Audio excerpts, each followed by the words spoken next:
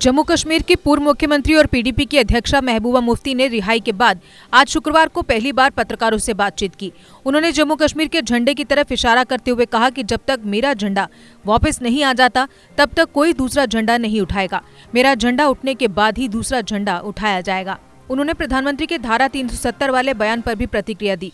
पलटवार करते हुए महबूबा मुफ्ती ने कहा कि वोट मांगने के लिए उनके पास दिखाने के लिए कुछ नहीं है। आज प्रधानमंत्री ने वोट के लिए धारा 370 की बात कही है। ये सरकार इस देश के मुद्दों को हल करने में विफल रही है। जैसा कि आप सब लोग जानते हैं कि अभी कुछ दिन पहले मेरी रिहाई हुई और मैं चाहती थी आप लोगों से बात करना, और साथ साथ I also wanted to appreciate जिस तरह से जिन हालात में आप लोगों ने काम किया। हमको तो अंदर कर दिया गया था, मगर जिस तरह से आपने कोशिश की कि जो जम्मू कश्मीर पे गुजरी ये 1 साल से ज़्यादा अरसा अपनी जान जोखम में डाल के आप लोगों ने उसकी अक्कासी की। मुझे मालूम है बहुत मुश्किलात हुई। कई लोगों के मैं नाम नहीं लेना चाहती जिनको कार्गो बुलाया गया, दूसरे जगहों पे बुलाया गया, उनके खिलाफ FIR दर्ज हुई कि वो अपना जो काम है वो सही तरह से निभाते थे। जो फेसबुक पे हमारे बच्चे हैं या बच्चियां हैं उनका जीना हराम कर दिया है। तो ऐसे मुश्किल हालात में आप लोगों का जो आप लोगों ने काम किया, मैं उसके लिए आपको सबको सलाम करना चाहती हूँ। और मुझे लगता है कि यही करने की ज़रूरत है, क्योंकि जो हाल जम्मू कश्मीर का इन लोगों ने बना दिया, ऐसे में जब तक हम सब लोग इकट्ठे नहीं हो जाते, जिसमें जो आप जो हैं, जो जर्नलिस्ट हैं, जो मीडिया है, यहाँ जम्मू कश्मीर के रहने वाले हैं, जब तक हम इकट्ठे नहीं हो जाएंगे तो शायद जो मुकाबला जिस चीज़ का करने निकले हैं हम, उसमें हमें मुश्किलात आएंगी। इन दिनों मैं अपने वर्कर्स से मिलती रही और मुझे खुशी हुई कि मैं जब जेल के अंदर थी, जब मैं बंद थी, तो मुझे लगता था कि PDP को बिल्कुल ही इन्होंने ख़त्म कर दिया है। मगर शुक्र अल्लाह ताला का कि जिस तरह मेरी वर्करों से मुलाकात हो गई, हमारा वर्कर कन्विक्शन के साथ मुफ्ती साहब के एजेंडे के साथ खड़ा है। अगर ऊपर कहीं दाएं बाएं चला गया है उनको भी, वो भी अल्लाह ताला के हवाले हैं, पर वर्कर अपनी जगह खड़ा है। मगर मैंने एक चीज़ मार्क की, इन दिनों में मैंने एक चीज़ मार्क की कि पूरे जम्मू कश्मीर के लोग एक सख्ते में हैं। They are shell shocked. सख्ते में तो हम भी आ गए जिस वक्त ये सब कुछ हुआ। लगता है कि बिल्कुल नाउम्मीद हो गए हैं, कोई उम्मीद नहीं है। तो इसलिए मैंने, वो भी एक वजह है कि मैं एक तो आपसे बात करना चाहती थी, आपकी सवालों की बौछार का सामना करना चाहती थी, और उसके साथ साथ अपने लोगों को एक पैगाम देना चाहती थी। मैं जो जम्मू कश्मीर के लोग हैं उनको एक पैगाम देना चाहती थी मैं कि चोर कितना भी बड़ा हो, डाकू कितना ही बड़ा हो, कितना ही खूंखार हो, उसके पास कितने ही हथियार हो, मगर जब वो डाकाजनी करता है तो उसको वो माल लौटाना पड़ता है। इसलिए जो 5 अगस्त 2019 को जो डाकाजनी हुई, जो हमसे चुराया गया, वो किसी कानून के तहत नहीं लिया गया। अगर कानून के तहत लिया गया होता, बातचीत के ज़रिए लिया गया होता, तो हम समझते कि ये चीज़ हमसे चली गई, अब ये वापस नहीं आएगी। मगर जो चीज़ डाकाजनी करके, प्लंडर करके, लूटी गई हो, जिसमें कि इन्होंने अपना जो संविधान है, जिसकी ये कसम खाते हैं, इंडियन कॉन्स्टिट्यूशन आइन की कसम खाते हैं, चाहे वो कोई मेंबर पार्लियामेंट हो, चाहे इस मुल्क का वज़ीर आज़म हो, उन्होंने उस कॉन्स्टिट्यूशन की, उस संविधान की धज्जियां उड़ा दी। क्योंकि किसी भी पार्लियामेंट मेंबर के 500 के बजाय अगर ये 1000 भी होंगे, इनके हाथ में वो ताकत कतन नहीं है कि वो जम्मू कश्मीर में जो 370 जो हमारी पोजीशन है, या 35 है, या हमारी जो स्पेशल पोजीशन है, उसको वो छीन सके। They don't have any powers. It is the Indian constitution. Hindustan के आईन ने वो पावर्स हमारी कॉन्स्टिट्यूएंट असेंबली को दिए हैं कि इसको रखना है या इसको छोड़ना है, और हमारी कॉन्स्टिट्यूएंट असेंबली ने इसका फैसला किया था कि इसको बरकरार रखना है। इसलिए इनके पास कोई पावर नहीं। तो मैं अपने लोगों को यकीन दिलाना चाहती हूँ, जो मुझे सुनेंगे, मुझे देखेंगे, कि जो चीज़ चुराई गई हो, जो चीज़ डाकाजनी से हासिल की गई हो, वो ज़्यादा देर डाकू के पास नहीं रहती है, वो अपने लोगों के पास वापस पहुंच जाती है। और इसका मैं यकीन दिलाना चाहती हूँ। इसमें हम सब जमातों ने, आपको याद होगा अगस्त के महीने में मैंने फारूक साहब से गुजारिश की थी कि जब मुझे लग रहा था कि कोई गड़बड़ होने वाली है, जब यहाँ फोर्सेस आ गए, जब यहाँ से बाकी चीज़ें की गई, यात्रियों को निकालना शुरू किया गया, तो हमें कुछ खदशात पैदा हुए और मैंने फारूक साहब से गुजारिश की कि वो सबसे सीनियर है हमारे, he is the tallest leader इस वक्त हमारे, तो वो एक मीटिंग कॉल करे ऑल पार्टीज़ की, हम सब बैठ के देखें कि क्या होने वाला है और उसके बारे में हम क्या कर सकते हैं। आपको ये भी याद होगा कि कुछ ही दिनों के अंदर जब फारूक साहब ने इकरार किया कि हम ऐसा करेंगे, तो उनको चंडीगढ़ बुलाया गया तफ्तीश के लिए।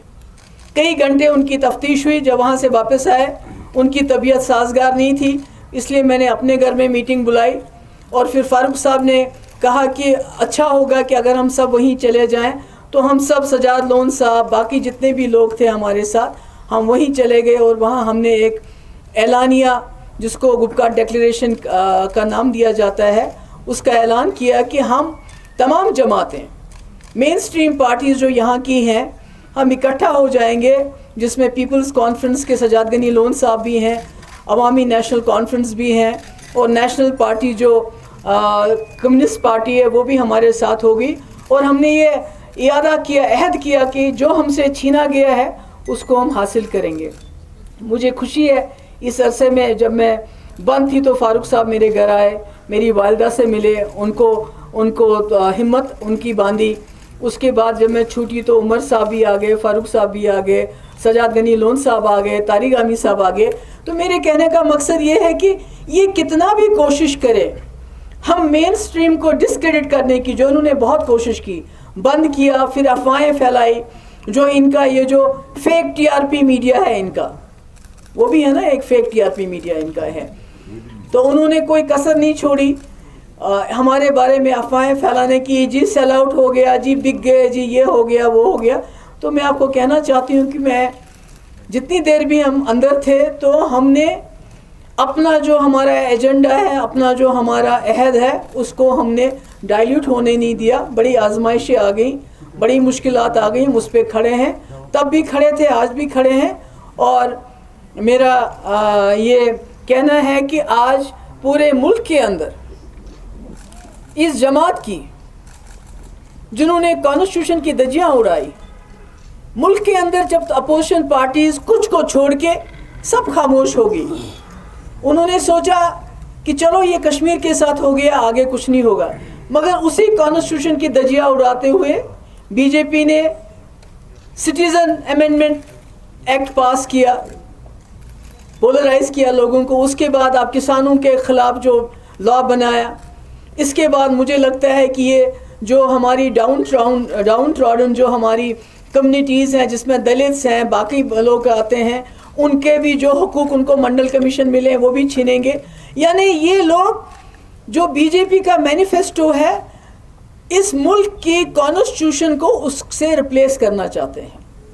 और ये बात ज़्यादा देर चलेगी नहीं। यहाँ बड़े फिरौन आए हैं, बड़े बड़े आए हैं, बड़े लोग देखे हैं, हिटलर आया है, मगर ये तानाशाही ज़रा देर चलेगी नहीं।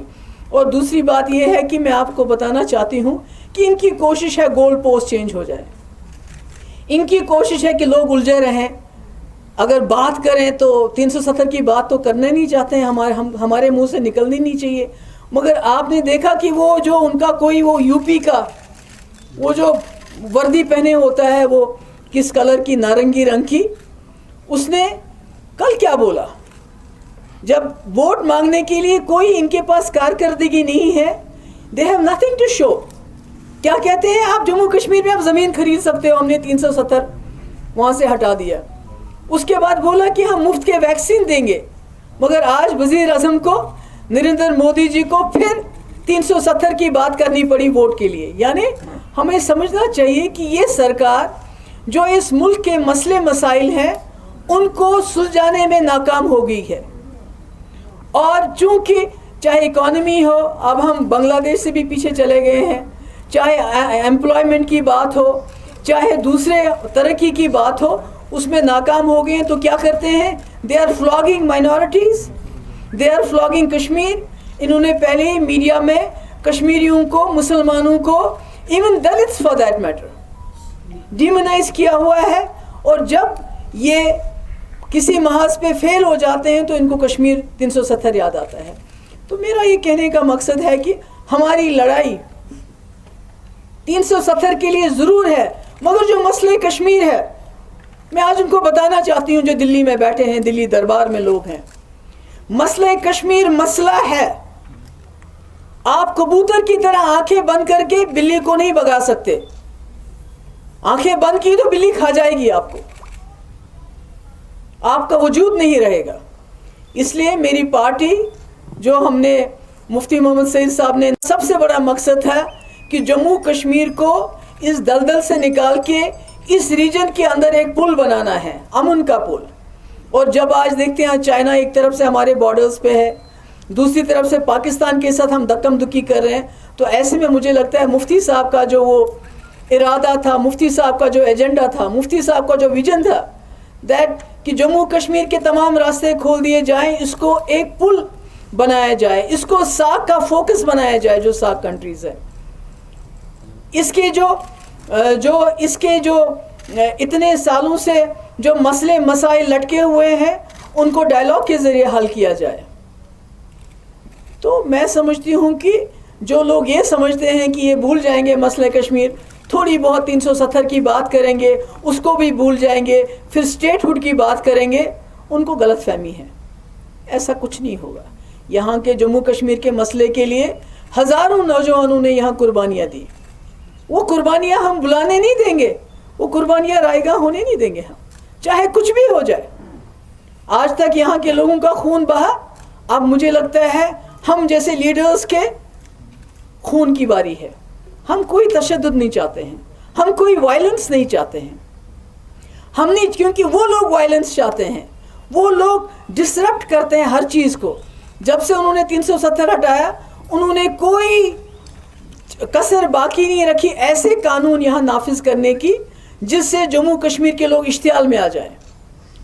وہ اردو زبان کی بات ہو، وہ ڈومیسائل لاء کی بات ہو، وہ سیکٹریٹ میں مسلمان آفیسرز کو درکنار کرنے کی بات ہو، وہ ہمارے یہاں کے جو وسائل ہیں، سینڈ، ریت، یہ بھی نہیں چھوڑی ان لوگوں نے ہمارے لیے. یعنی ان لوگوں کو جموں کشمیر کے لوگ نہیں چاہیے. جموں کشمیر کے لوگ ان کے لیے غیر ضروری ہے. they are expendable. The people of Jammu Kashmir are expendable for them. What they want is a territory.